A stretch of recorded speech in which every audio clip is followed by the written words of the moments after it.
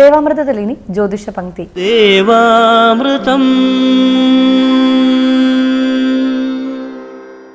ഇന്ന് 1191 ആണ്ട് മീനമാസം 16-ാം തീയതി, അതായത് 2016 മാർച്ച് മാസം 29-ാം തീയതി. ഇന്ന് ചൊവ്വാഴ്ചയാണ്, തൃക്കേട്ടയാണ് നക്ഷത്രം. അപ്പോൾ അതുപോലെ ജ്യോതിഷ പങ്ക്തിയിൽ നമ്മളോടൊപ്പമുള്ളത് നമുക്കൊക്കെ ജ്യോതിഷപരമായ മാർഗ്ഗനിർദ്ദേശങ്ങൾ നൽകുകയും അതുപോലെ തന്നെ സർ ഡോക്ടർ പദവികൾ ഉൾപ്പെടെ നിരവധി ദേശീയവും അന്തർദേശീയവുമായ പുരസ്കാരങ്ങൾ നേടിയിട്ടുള്ളതുമായ ഏറെ ആദരണീയനായ ഡോക്ടർ കുടമാളൂർ ശർമാജിയാണ്. അദ്ദേഹത്തെ വളരെ സ്നേഹാദരങ്ങളോടെ നമുക്ക് ഇന്നത്തെ അധ്യായത്തിലേക്ക് സ്വാഗതം ചെയ്യാം. നമസ്കാരം ശർമാജി. നമസ്തേ. ഇന്നത്തെ കത്തിലേക്ക്. ബഹുമാനപ്പെട്ട ശർമാജി, ഞാൻ തിരുവനന്തപുരത്ത് നിന്നും എഴുതുന്നു. അങ്ങയുടെ ദേവാമൃതം പരിപാടിയുടെ സ്ഥിരം പ്രേക്ഷകയാണ് ഞാൻ. അങ്ങ് പ്രേക്ഷകർക്ക് കൊടുക്കുന്ന വിലയേറിയ മറുപടികൾ കേൾക്കുന്നുണ്ട്. ഞാൻ എൻ്റെ മകളുടെ കുടുംബ പ്രശ്നം അറിയുന്നതിന് വേണ്ടിയാണ് ഈ കത്ത് എഴുതുന്നത്. മകളുടെ വിവാഹം കഴിഞ്ഞിട്ട് ഈ ഫെബ്രുവരി 9-ാം തീയതി ആകുമ്പോൾ 1 വർഷമാകുന്നു. ഈ കഴിഞ്ഞ ഒക്ടോബർ 25-ാം തീയതി മുതൽ അവർ അകന്ന് താമസിക്കുന്നു. അവരുടേതായ പ്രശ്നങ്ങൾ വളരെ കുറവാണ്. പയ്യൻ്റെ അമ്മയുടെ ഭാഗത്തു നിന്നാണ് പ്രശ്നം. ഈ പയ്യൻ അമ്മയുടെ വാക്കിനപ്പുറം 1 ഇഞ്ച് ചലിക്കില്ല. അവർ വിവാഹമോചനം ആവശ്യപ്പെടുന്നു. എന്നാൽ മകൾക്ക് അതിന് താല്പര്യമില്ല. ഒരു വല്ലാത്ത മാനസികാവസ്ഥയിലാണ് ഞാൻ അങ്ങേക്ക് ഈ കത്ത് എഴുതുന്നത്. ദയവായി ഞാൻ അങ്ങയുടെ വിലയേറിയ ഉപദേശത്തിനായി കാത്തിരിക്കുന്നു. രണ്ടുപേരുടെയും ഗ്രഹനില ഇതോടൊപ്പം അയക്കുന്നു. അവർ ഒന്നിച്ച് ചേരുമോ എന്നറിയുവാൻ താല്പര്യപ്പെടുന്നു എന്ന് വിനയപൂർവ്വം തങ്കമണി. ഇതിന് ഒരു ജ്യോതിഷൻ്റെ സഹായമല്ല സത്യത്തിൽ ആവശ്യം. അമ്മ പറയുന്ന പോലെ മകൻ കേൾക്കൂ എന്ന് പറഞ്ഞാൽ ധനു ലഗ്നവും 7 ചന്ദ്രനുമാണ് മകൻ്റെ ജാതകത്തിൽ നിൽക്കുന്നത്. ഈ ഭൂലോകത്തിൽ ആ പയ്യൻ്റെ എല്ലാം ദൈവമായിട്ട് അമ്മയാണ് കാണുന്നത്. ഒരു സമസപ്തമ രാശിയിലാണ് കാണുന്നത്. അതിനെ നമുക്ക് മാറ്റാൻ പറ്റില്ല. പക്ഷേ അതിനോട് കൂടി ഈ അമ്മ തന്നെ ഉപദേശിച്ച് കൊടുക്കേണ്ടതാണ്, ഇനി നിനക്ക് നിൻ്റെ ഭാര്യയും കൂടെ നോക്കണം എന്ന് ഉള്ള ഉപദേശം. അതിനനുസരിച്ച് ഇവർ രണ്ടുപേരുടെയും മധ്യവർത്തിയിൽ നിന്നും കൊണ്ട് വേണം വന്ന പെൺകുട്ടി അമ്മയിൽ നിന്നും അടർത്തി മകനെ എടുക്കുവാനായി. ഒരു സുപ്രഭാതത്തിൽ നടക്കുന്ന കാര്യമല്ല. കാരണം ഒരു മാതാവിനെ ബഹുമാനിക്കുന്ന ഒരു പയ്യൻ എപ്പോഴും യോഗ്യൻ തന്നെയാണ്. അതോടുകൂടി തന്നെ ഭാര്യയായിട്ട് സ്വീകരിച്ചിട്ടുണ്ടെങ്കിൽ അവർക്ക് വേണ്ട അർഹിക്കുന്ന പരിഗണന മാതാവിന് കൊടുക്കുന്നത് പോലെ തന്നെ ഭാര്യയ്ക്കും കൊടുക്കേണ്ടതാണ്. അപ്പോൾ യോഗ്യനായി നിൽക്കേണ്ടത് പയ്യനാണ്, അമ്മയല്ല, അല്ലെ ഭാര്യയുമല്ല. രണ്ടുപേരുടെയും മധ്യത്തിൽ എൻ്റെ ഭാര്യയെ പരിപാലിക്കുക, അമ്മയെ നോക്കുക എന്നുള്ള ഒരു കർമ്മമാണ്. എന്തായിരുന്നാലും ഇതെല്ലാം കൂടെ ഏകീകരിച്ചുകൊണ്ട് ഇതൊരു ജ്യോതിഷൻ്റെ കർത്തവ്യമല്ല. ഇത് അമ്മയുടെയും മകൻ്റെയും വന്നു കയറിയ പെണ്ണും എല്ലാവരും കൂടെ ഇരുന്ന് ആലോചിച്ച് ചെയ്യേണ്ട ഒരു കാര്യമാണ്. പ്രകൃതിദത്തമായൊരു കാര്യമാണ് ഞാൻ പറഞ്ഞത്. ഇതിൻ്റെ രണ്ടിൻ്റെയും മധ്യത്തിൽ യോഗ്യനായ ഒരു മകന് ഇത് രണ്ടും പരിപാലിച്ച് നിർത്താനുള്ളതേ ഉള്ളൂ. എന്നാൽ ജ്യോതിശാസ്ത്രപരമായി ഇതിനെ നോക്കിക്കാണുമ്പോൾ 3-ാം കൂറാണ് കാണുന്നത്. 3-ാം കൂറ് വലിയ ദോഷങ്ങളൊന്നും ഇല്ല. എങ്കിലും ഇനി കത്തയച്ച ആ മാതൃത്വത്തിൻ്റെ ആ ദുഃഖം മാറ്റുന്നതിന് വേണ്ടി ഇരുവരുടെയും ജാതക നിലകൾ ചേർത്ത് ഐകമത്യം നടത്തുകയും അതുപോലെ തന്നെ ഐകമത്യ പുഷ്പാഞ്ജലികൾ ശിവപാർവതി ക്ഷേത്രത്തിൽ ആഴ്ചയിൽ എല്ലാ തിങ്കളാഴ്ച ദിവസം ഒരു 10 തിങ്കളാഴ്ച ദിവസമെങ്കിലും ഐകമത്യ പുഷ്പാഞ്ജലി മകളുടെയും ഭർത്താവിൻ്റെയും പേരിൽ നടത്തുകയും ചെയ്യുക. തിങ്കളാഴ്ച ദിവസം, പ്രത്യേകിച്ചും പൂർണ്ണയന്ത്രനുള്ള തിങ്കളാഴ്ച ദിവസങ്ങളിൽ ഈ കുട്ടികൾക്ക് വേണ്ടി മാതാവ് തന്നെ നൊയമ്പെടുക്കുക.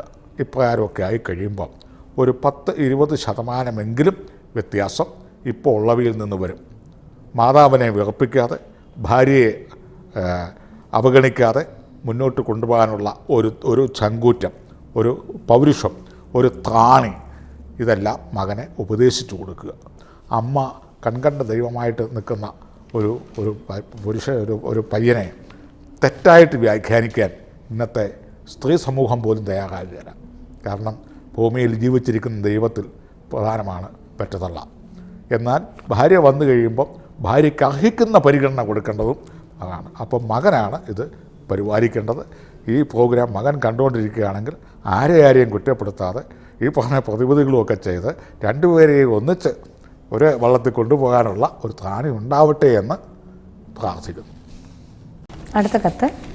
പ്രിയപ്പെട്ട കുടമാളൂർ ശർമാജിക്ക് എൻ്റെ മകൻ്റെ, അശോക് എന്നാണ് പേര്, എൻ്റെ മകൻ്റെ വിദ്യാഭ്യാസത്തെക്കുറിച്ച് അറിയുവാനാണ് ഈ കത്തെഴുതുന്നത്.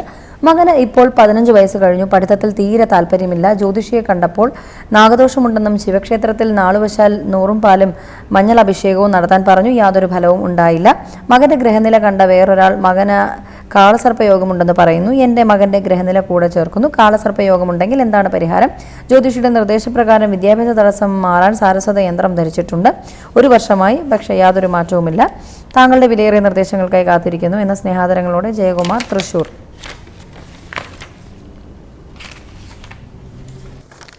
ഗ്രഹനിലപ്രകാരം വിദ്യ, മാതുല, വിനോദ, ശൃംഗാരകാരകനായ ബുധൻ എന്ന് പറയുന്ന ഗ്രഹത്തിൻ്റെ കൂടെ ഗുളികൻ എന്ന ഗുളികൻ വിഷഗ്രഹം നിൽക്കുകയാണ്. അതിൻ്റെ കൂടെ പണ്ടേ ദുർബല, പിന്നെ ഗർഭിണി, പിശാചിൻ്റെ ഉപദ്രവം എന്ന് പറയുന്ന പോലെ, പഴമക്കാർ പറയുന്ന പോലെ ബുധന്, വിദ്യാകാരകനായ ബുധൻ്റെ കൂടെ ഈ വിഷഗുളിക നിൽക്കുന്നതും അതിൻ്റെ കൂടെ കാളസർപ്പം എന്ന ദോഷവും ഉണ്ട്. ഈ 2 ദോഷങ്ങൾ കൊണ്ടാണ് വിദ്യയിൽ മടുപ്പ് വരുന്നതും പഠിക്കുന്നത് ബൈഹാർട്ടാവാതെ വരുന്നതും കോൺസെൻട്രേഷൻ, മെമ്മറി, മെഡിറ്റേഷൻ മുതലായവ കുറയുന്നതും ആലസ്യം, ക്ഷീണം, മടി, മന്ദത ഇപ്രകാരവും പഠനത്തിന് പോകാൻ താല്പര്യക്കുറവുകളും വരുന്നതും കൂട്ടുകെട്ടുകളാൽ വരുന്നതും ഈ സമയങ്ങളിൽ ലഹരി മുതലായ പദാർത്ഥങ്ങളിലേക്ക് താല്പര്യം ഉണ്ടാവുകയും അല്ലെങ്കിൽ സ്കൂൾ, കോളേജ് സംബന്ധമായിട്ടുള്ള സമരമുറകളിൽ ഏതെങ്കിലും ബസ്സിന് തീ കത്തിക്കുകയോ കല്ലെറിയുകയോ ഒക്കെ ചെയ്ത് സസ്പെൻഷൻ, ഡിസ്മിസ് പോലെയുള്ള നടപടികളിലൊക്കെ ചെന്ന് കുടുങ്ങാനും, അതുമല്ലെങ്കിൽ ഏതെങ്കിലും സാമൂഹ്യ വിരുദ്ധരുടെ കൈകളിൽ അമർന്ന് വിദ്യാഭ്യാസത്തിന് തടസ്സം വരാനും ഒക്കെ സാധ്യതകളുള്ള വളരെ വളരെ വളരെ അപൂർവമായ ഒരു ഗ്രഹനിലയാണ് കാണുന്നത്. ഈ പീരീഡ് കഴിഞ്ഞ് കിട്ടുന്നതിന് വേണ്ടി ഒരു 18 ദിവസം കുട്ടിയുടെ പേരും നക്ഷത്രവും ചേർത്ത് ബുധൻ എന്ന് പറയുന്ന ഗ്രഹത്തെ പ്രീണിപ്പിക്കുക, അതായത് ശക്തിപ്പെടുത്തുന്ന കർമാനുഷ്ഠാനങ്ങൾ ചെയ്യുകയും, ഇപ്പോൾ ഈ സൂചിപ്പിച്ച തരത്തിലുള്ള ബന്ധങ്ങൾ അല്ലെങ്കിൽ ഏതെങ്കിലും സുഹൃത്ത് ബന്ധങ്ങളോ എന്തെങ്കിലും ഉണ്ടെങ്കിൽ അവയെല്ലാം മാറ്റിമറിക്കുവാനുള്ള, വേറെ എങ്ങോട്ടെങ്കിലും പഠനം മാറ്റാനുള്ള സാഹചര്യങ്ങൾ സൃഷ്ടിച്ചു കൊടുക്കുകയും ചെയ്യുക. ഈ 18 ദിവസം പ്രത്യേകം പേരും നക്ഷത്രവും ചേർത്ത് ബുധൻ്റെ പത്മമിട്ട് ജലഗന്ധ പുഷ്പ ധൂപദീപ ജലാന്തം ബുധൻ്റെ പത്മത്തിൽ ചൈതന്യവത്താക്കി ബുധൻ എന്ന ഗ്രഹത്തെ സാങ്കല്പികപരമായി ബുധൻ്റെ പത്മത്തിൽ ആവാഹിച്ച് പ്രിയങ്കു കരികാശ്യാമം ജപേണോ പ്രതിമം ബുധം സൗമ്യം സൗമ്യഗുണാപേതോ തം ബുധം പ്രണതോസ്മ്യഹം.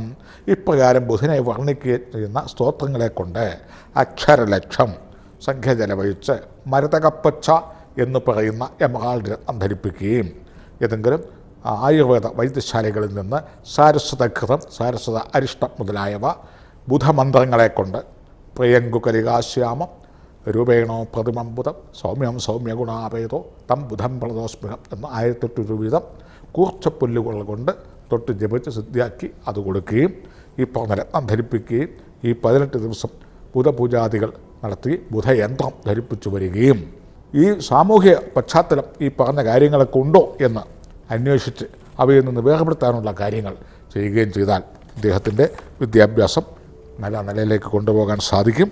പൊതുവേ ഒരു 2-3 വർഷമോടെ കഴിഞ്ഞാൽ സമയമൊക്കെ നന്നായി വരുന്നുണ്ട്. ഈ പറഞ്ഞ പ്രതിവിധികളൊക്കെ ചെയ്ത് മുന്നോട്ട് പോവുക. ജ്യോതിഷപംക്തിയുടെ ഇന്നത്തെ അധ്യായം ഇവിടെ പൂർണ്ണമാവുകയാണ്. ജ്യോതിഷപരമായ മാർഗ്ഗനിർദ്ദേശങ്ങൾ ശ്രീ കുടമാളൂർ ശർമാജിയിൽ നിന്ന് നേരിട്ടറിയാൻ ആഗ്രഹിക്കുന്നവർ താഴെ കാണുന്ന നമ്പറിൽ അദ്ദേഹത്തെ കോൺടാക്ട് ചെയ്യാവുന്നതാണ്. അതുപോലെ തന്നെ നിറയെ കത്തുകൾ നമുക്ക് വരുന്നുണ്ട്. പരമാവധി കത്തുകൾ ഉൾക്കൊള്ളിക്കാൻ ഞങ്ങൾ ശ്രമിക്കുന്നുമുണ്ട്. ഒരുപാട് നന്ദി. അതിനെ നിങ്ങളെ അറിയിക്കുകയും കൂടെ ചെയ്യുകയാണ്. നമുക്കൊരു ചെറിയ ഇടവേളയ്ക്ക് ശേഷം തിരികെ എത്താം വാസ്തുശാസ്ത്രവുമായി. ദേവാമൃതം